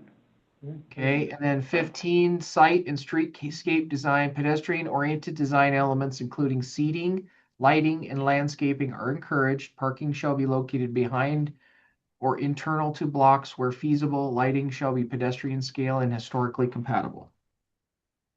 I have a wrinkle. Can we have like a 14A and B and have an upper story and lower story? This is where we could put in the language for downtown that we don't want, Yeah, residences residential on the on bottom. the first floor. Yeah, so B would be, don't you dare. Don't even think about it. Just say story, or, yeah, just say story use instead of upper story. You don't have to put the CHOZD on there. Just say story use. There you go. And so you're saying ground floor, No residential use on ground floor? Or ground front facing? no Well, you've got the- residential, you want Front lodging, facing, yeah. you want Front lodging, facing, say that again? well, it's the front facing, Broadway should not be used for residential purposes. On the main level. Yeah, on the main level, Yeah. yeah. That's upstairs. You can- I actually have language in the Townsend zoning regulations that is just like this. Let me grab that. All right, love that. That's 'Cause good. We Good call on struggled with where to put that in. Yeah, you know? perfect. Because we know that it's one of those things. Yeah, Mhm. And I like the fact that we're saying the front facing versus just the whole lower level. That's because- right. Yeah, why not have an well, apartment? there are Who some, cares? Yeah, there are some resident, or units available for rental. It could be on the behind some of back the side, buildings in could the be back. upstairs, yep. but not on the front. Yeah. It's like So, Tom in- Coons, we said, he's gonna get rid of that parking lot and turn it into a house. So what in the Townsend zoning regulations, we added, residential located on the main floor at the rear of the building and or above the first floor is allowed as a permitted use. Yes, So So we instead could of say saying something no. similar. We could say, Yeah, residential located at the rear of the building or something like that. or upstairs. or upstairs. Residential is permitted. Well, we already say upper Rear. floors are encouraged for residential, office and lodging. In A, so I think this one should just be residential. Just say on the main floor, residential is permitted at the rear of the building. Only. Rear of the building only. Residential is permitted at the rear of the building only. Front facing main levels oriented. I think B needs a little, yeah. Yeah, just He didn't wanna get rid of that, so, No, yeah, I just hear you, but. take out he didn't wanna get rid of it until he. I was just like reading through, I'm like, oh, God.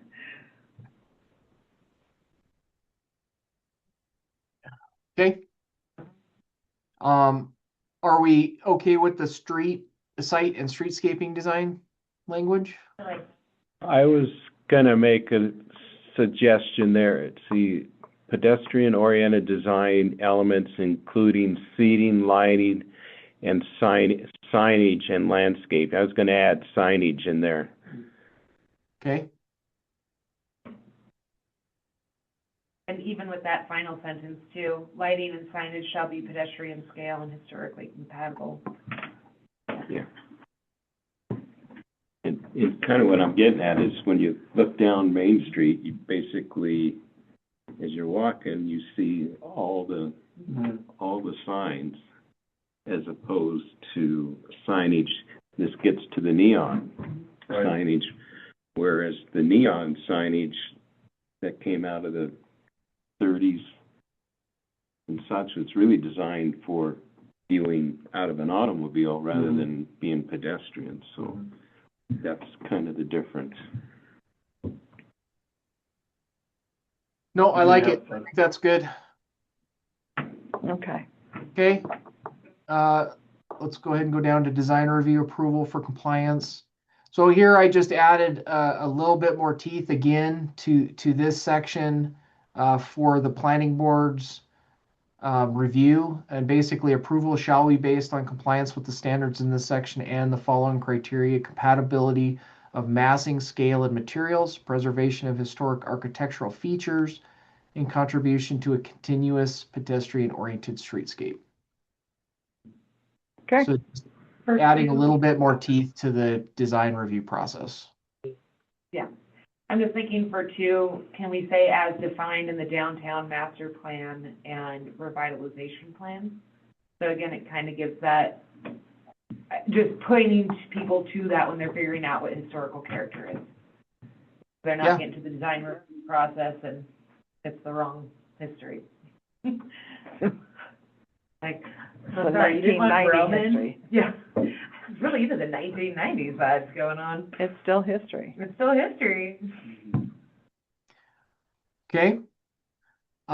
So under guidelines section, I just had a couple of comments. This is the first spot that mentions the United States of America Secretary of Interior Standards of Preservation, Rehabilitation and Restoration and Reconstruction. I kind of would rather take that out and just put in the 1986 Red Lodge Revitalization Plan and these regulations. I think Because that's easier to get our hands on. yeah, I mean, that's Yeah. easier than, because now you've added another level of like your review and staff's review. Now we have to go out and find this other standard and try to apply it. And I think we've kind of written our standards based on the revitalization plan. So I think it makes more sense to take that reference to that standards out, and add in the 86 revitalization plan. Do we have a city Agree. of Red Lodge community development department? Is that just Brian? It's just Brian. Well, technically right now it'd be me. Okay. It's Jeremy. So we need to get rid of that So last maybe sentence. change that sentence to be, Well, the last sentence has to go bye-bye. Yeah, I think that what we would say something to the effect of are available at the office of the City of Red Lodge and just leave it at that. Take out the last part of the sentence. and So basically say the 1986 downtown revitalization plan is available Maybe Becky has plans. at the office of the City of Red Lodge, and then take the rest of that out.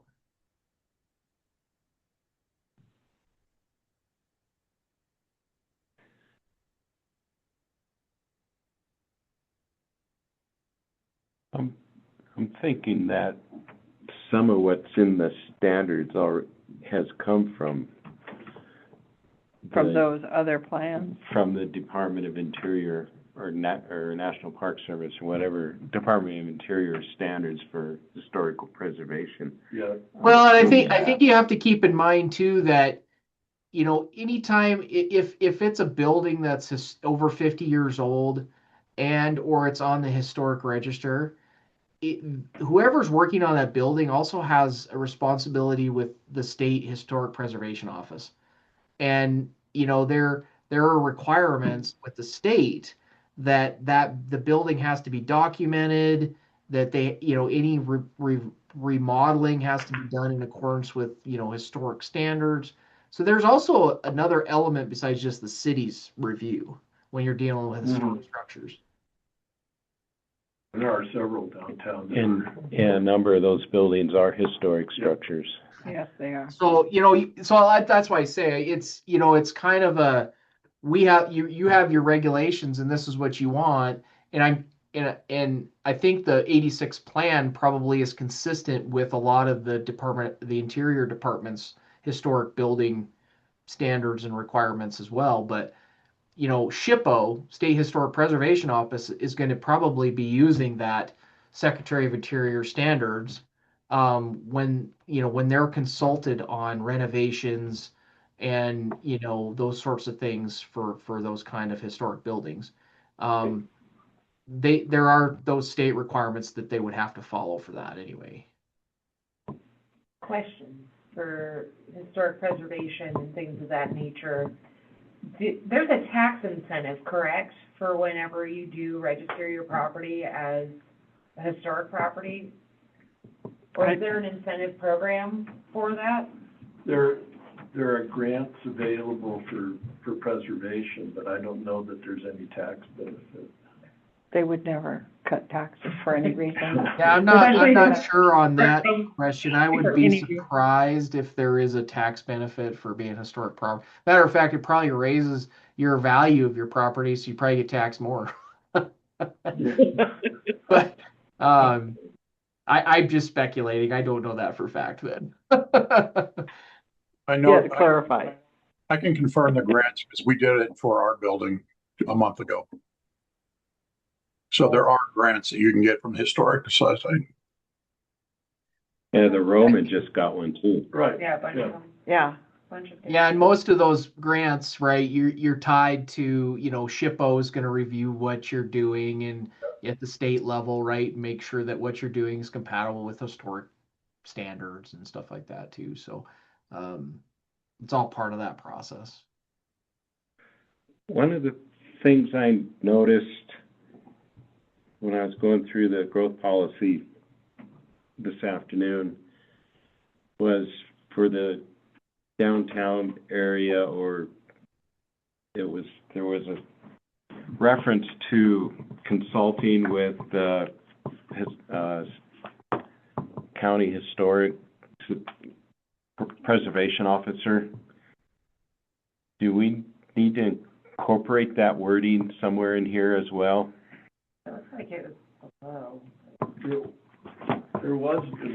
It did say about Carbon County Historic Preservation. we did that for It was historic in building there. removal. Yeah, Yeah, I mean, I think we can. I think that might be more of like the design review process where we would potentially send like an agency comment letter to them asking for comment, like we typically do for CUPs for sure. I don't know that we do that for design review, but that might be a design review, look at the design review process when we get to that section.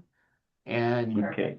maybe incorporate that language in for, specifically for the historic downtown district, that we consult with or provide an agency comment opportunity for the county historic preservation office. Yeah, I was just looking, it's for goal 1 under land use, says support the work of Carbon County Historical Society, review current historic overlay district and consider amending boundaries and such. But under actions, it says develop a robust design standard within the historic overlay district, which is what we just did. Good. So, Yeah, and I know we definitely consult with them on all the conditional use permit applications. We send an agency letter, we send basically the information to them and asking for comment as an agency. I don't believe we do that for design review. It's just conditional use permit right now, but we could certainly add that process to the design review section too.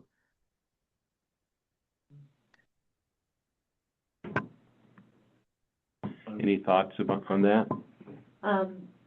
One thing, just going back to the growth policy, correct me if I'm wrong, but I do remember, weren't we gonna create like a document that was easy for, not our zoning document, because that's a whole other, but like, hey, you're thinking about starting your construction or whatever in the historic district, that has like your color swatches, basically your design guide. And now we have a bit of a structure to go off of. I wonder if that's still something that was on the table or something that's for consideration. I'm not sure if maybe we can ask Dave to put that on WWC, like, or something. Again, it doesn't necessarily have to be us, but. I think you're right. It's an action item that we identified either in the growth policy or in the downtown master plan, or both. I know it's in one or. I think it's in the downtown master plan, if I recall. I think that's where it's at, because that's where we talked the most about the downtown historic and the revitalization plan. So I'm pretty sure it's in the downtown master plan action items. But yeah, I mean, I can certainly work with, it'd probably be me and Dave and Brian likely would work on something like that together. Okay. Okay. Just something that'd be. But yeah, I think it's important for us to just one step at a time. Let's get through zoning. Yeah, you know what I mean? But yeah, I can definitely talk to Dave and maybe try to get that conversation started and see how he wants to kind of proceed with that action item. and we can go from there. Cool. I actually think that's really important to have that catalog of what the types and design and characteristics that we're looking for to hand to a developer, Yeah. rather than them coming in with something that's totally incompatible. I think that's kind of my thought, is once this gets We're getting pushed low on out. time. Okay. Well, I didn't really have anything else on that section. I was just gonna touch on the Hybug Historic Overlay District. If we want to go down to that section next. Yeah, why don't we've got 10 more minutes or so. It's 7:20, so yeah, maybe quickly review what you came up with. Okay, so I basically just kind of looked at what other cities in the state kind of do, and I just added a little bit more language to this. Purpose and of intent. The purpose is to preserve historic residential character, neighborhood scale, and architectural integrity of the Hybug neighborhood. Uses within the district shall remain predominantly residential. And then I added a restricted uses section. Medical offices and professional offices are prohibited as principal uses, except home occupations lawfully conducted in compliance with these regulations. Or adaptive reuses specifically approved through the review procedures of this code. So that would be COPs. Any such use shall not alter the residential appearance or historic character of the property and shall not create incompatible traffic, parking, lighting, signage, or noise impacts. Perfect.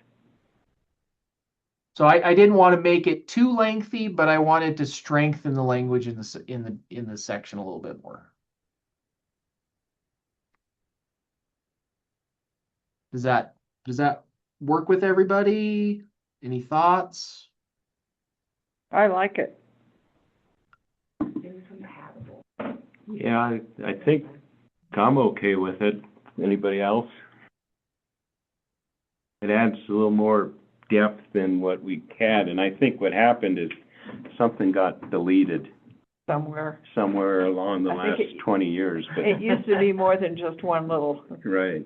Yeah, my guess is there was probably already a purpose of intent in there, and somewhere along the way it accidentally got taken out, and just the restricted uses section somehow stayed.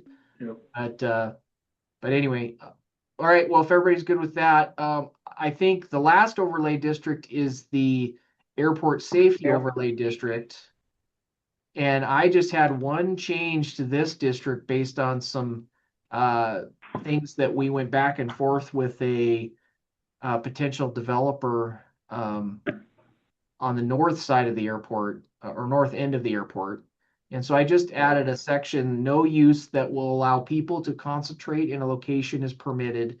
This may include but not be limited to residential uses, commercial uses, playgrounds, etc. Uses that may be compatible include, but may not be limited to warehousing, open space, etc. Proposed uses shall be reviewed by the zoning administrator on a case-by-case basis in accordance with these regulations and FAA guidance. And this is language that's basically right in the FAA's guidance, or it's not technically regulations, they're guidance on airport safety zones at the ends of runways. And we just went through this on a potential project across the road from the north end of the airport, where we had to pull that language from the FAA regulations that basically prohibits concentration of people in that area. So anyway, that's the only change I really have to this section, is that language. Any thoughts or concerns with that? Only that the English language is funny. Whatever we You're can, not allowed to concentrate there, don't you dare. I like the strengthening of that section. I do too. I think those are good. I think it just becomes more clear, and rather than having everybody, okay, well, this is what our regulations say, this is what the FAA regulations say. It brings those FAA regulation restrictions right into your zoning regulations so that it just, there's one stop, all we have to do is look at this. And Yeah, Like congregate better than concentrate. you they actually concentrate. Oh, I know, Yeah. but that implies Yeah. thought. Right, exactly, but again, it's just that the English language is funny, that's all. It's nothing wrong with how it's written, it's just wrong with the whole pure concept. Just trying to avoid having large groups of people gathered there. So, I mean, with that change to that section, I think we're done with chapter 3. So, or well, no, we still have planned unit developments, but Yeah, we still have PUD.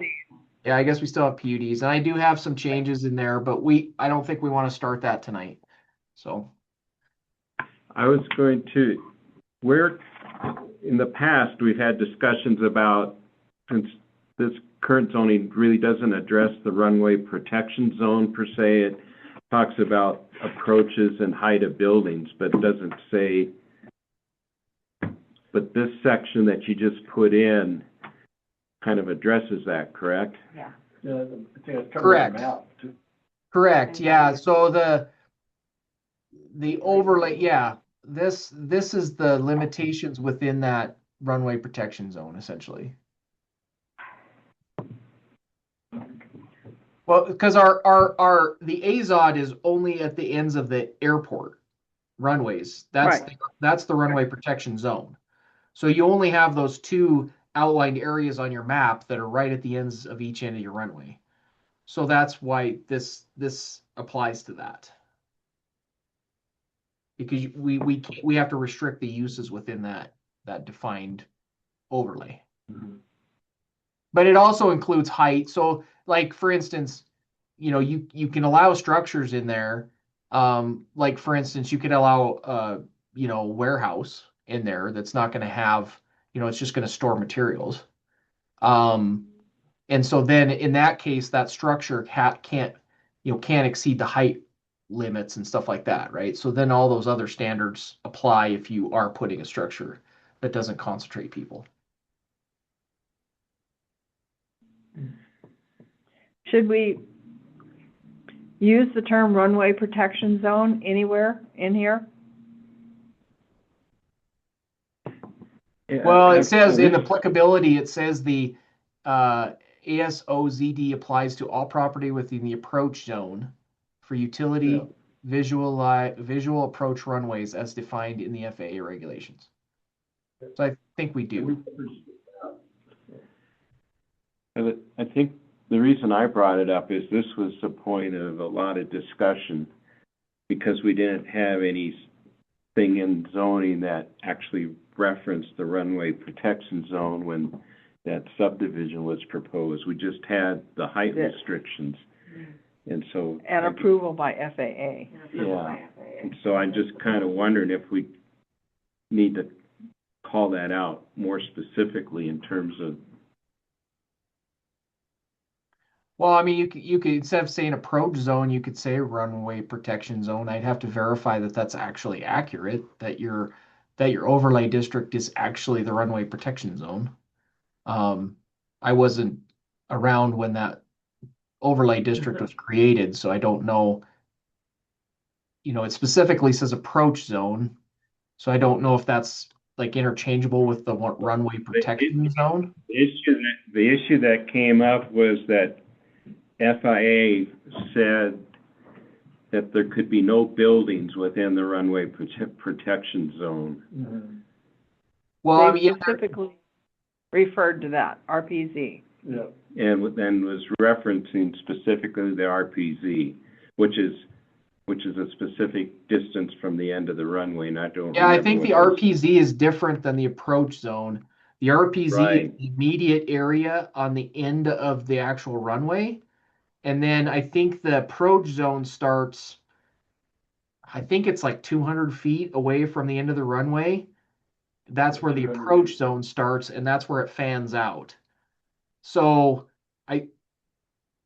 the runway protection zone, though, that from what the maps I've seen are all within the airport property.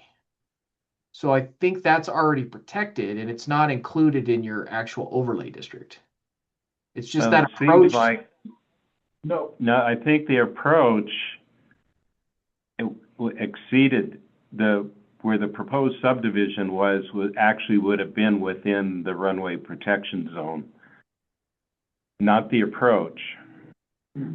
Okay, yeah, I guess I would have to check, I would have to look at the maps, those airport maps and see how that relates to what we actually have for a district boundaries. Cause I We're guess, down to it might, yeah, it might be under P1A, We've got 5 minutes, Jeff. yeah. Yeah, can we come back and take a look at this? Maybe this is where we can start off, just Yeah. to kind of tie this. Connor, just make a note under applicability B that, to check with the airport maps against the zoning overlay district boundary maps and just see what we actually have defined on the map.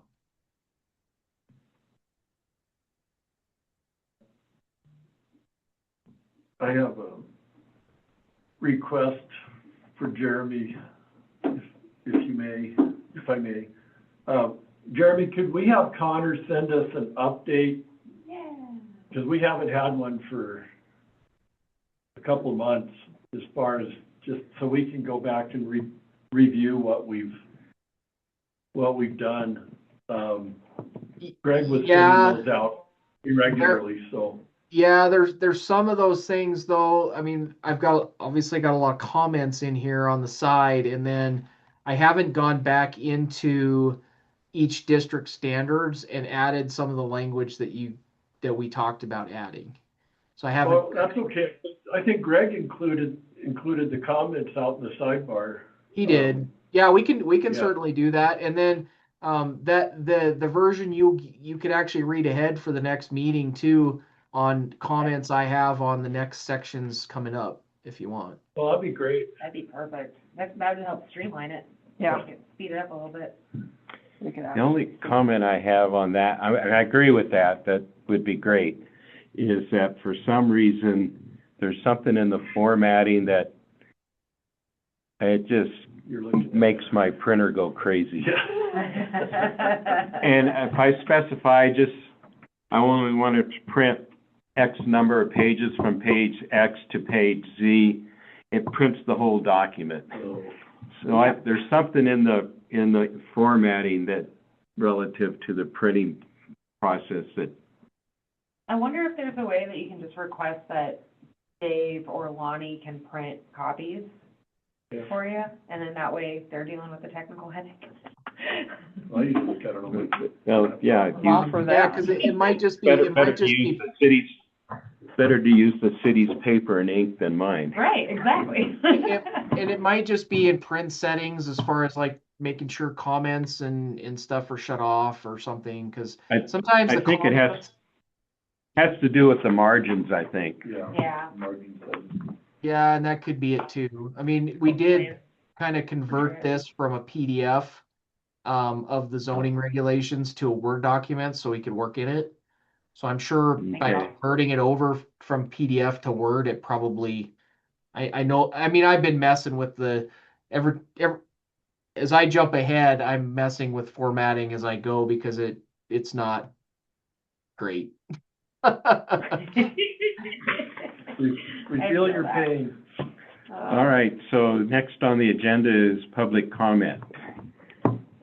Anybody in the audience like to make a comment? Just happened to be walking by and I thought, oh, there's a planning board meeting tonight.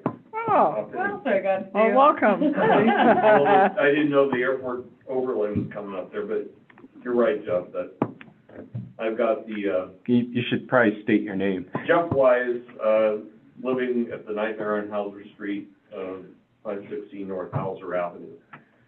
Anyway, Movie about that place.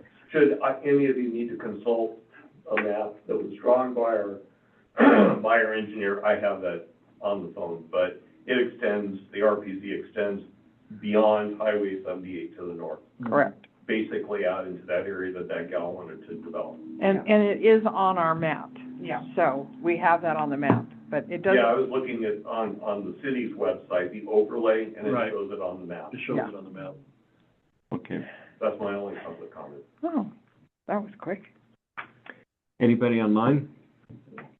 Not seeing any, mics on mute or hand raises. Okay. Okay, staff communication. I don't really have any updates, since the last meeting. The last meeting I indicated we sent sufficiency comments back to the applicant on Spires. And we have not received a response to our comments to date. So, that's just in a holding pattern, waiting for them to respond so I can review their responses. Other than that, I don't have anything. I suspect we might see a design review application for a project on Hauser, I think. Maybe in the coming weeks or months, but we did a pre-app a few months ago and I haven't seen anything. I know they were working with Brian on some building permit questions and stuff like that as they were coming up with the plans. So, so yeah, there's a few things that are kind of hanging out there that we haven't seen full applications on yet, but that's about where we're at. Now, I know that the county doesn't have to run their design review through us. Is there any chance we could at least see what they plan? They gave us a really, A long time ago. A long time ago. I mean, it would be nice to, when people ask us. I think you could. I mean, just we ask can them always for it. we can always ask. I mean, that's I would say that's just something that we would want to, maybe that's a communication to the county commissioners to request that any work on county facilities being done within the city of Red Lodge, we would appreciate plans to look at, just so we're made aware of what is being done. Something like that. Can't require it, but we could certainly ask as a courtesy. Yeah. I can talk to Dave about doing something like that. It would be nice just to see it. People ask me and I say, yeah, it's county. Just ask Marty for it. Well, he's in Italy. Yeah. Well, you would She'll be back think that the county and city would have a conversation about what is compatible and not, even at least, we can't require it, but the city certainly could make recommendations, right? Yeah, Oh, correct. they can I mean, be annoyed. in most situations I've seen is we at least see some kind of an application to review. Now they can take or leave our suggestions or comments or review and do whatever they want, but I mean, typically they at least consult. Maybe. But Should, maybe. I know, I agree. But we already went through that and we don't get a choice. Well, their growth policy says, It's our growth policy. We but- don't give it, yeah. Yeah. their, We don't get to their, tell them how to their manage growth their- policy says that they will consult with the city within 1 mile of the city, anytime any development occurs around the boundary of the city. This is inside the city, but Yeah, that's, they yeah. should follow Well, their own growth policy. that language is That's what I'm saying.